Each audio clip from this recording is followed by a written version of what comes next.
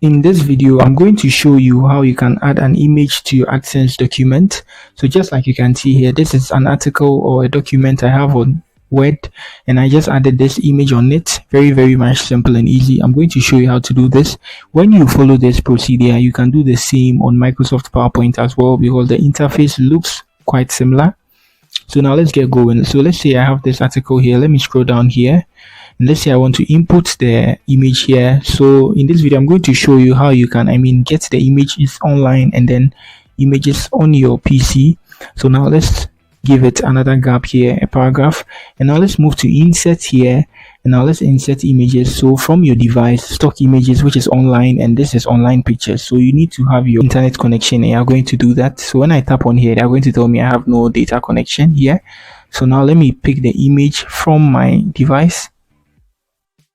Good. So let me use this car. Good. So I've inserted it here. So now I'll just have to save it here, and I'm good to go. Like that, I save it and I'm good to go. So I'm not going to save it. I don't want to make such changes on that document, so I'm not going to save it. So that's it for the video. If you are new here, do well to like and then subscribe to my channel. Peace.